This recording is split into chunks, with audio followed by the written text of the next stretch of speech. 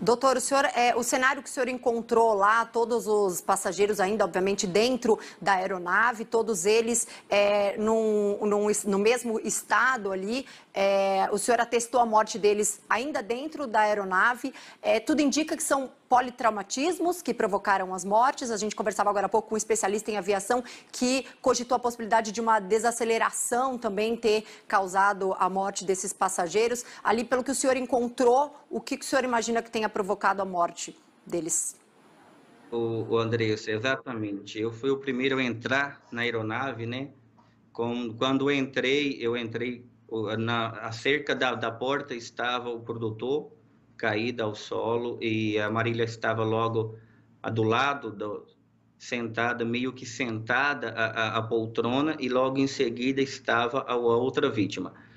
Prontamente verifiquei todos os sinais vitais para ver se se contava com vida, que essa era a nossa esperança, né?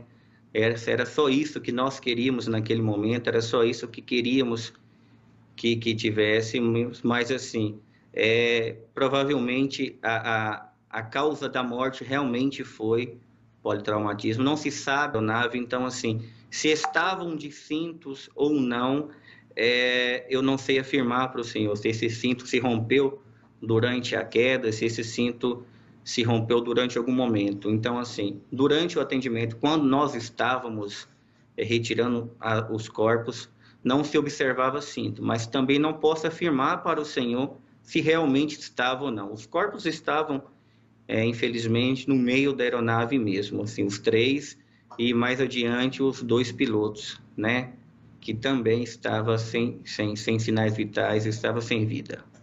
Num primeiro momento ali, a gente olhando a imagem do avião, parecia que ele estava ainda em bom estado, o que inclusive fez com que a gente acreditasse de fato que haveria sobrevivente. A primeira informação é de que ela estaria bem, a informação veio da assessoria de imprensa, e pelo fato até de não ter tido uma explosão, a gente olhando aqui de fora parecia que a aeronave estava em boas condições e que de fato poderia ter tido algum sobrevivente. O que o senhor encontrou lá dentro, o senhor acha que seria possível ter algum sobrevivente diante do que houve de estrago internamente na aeronave? Andressa, como mesmo a senhora disse, de antemão, para quem visualizava o local, por um local ser um local de bastante e difícil acesso, realmente a aeronave, nós estamos acostumados com acidente de aeronave, que a aeronave toda se deflagra, se quebra, né?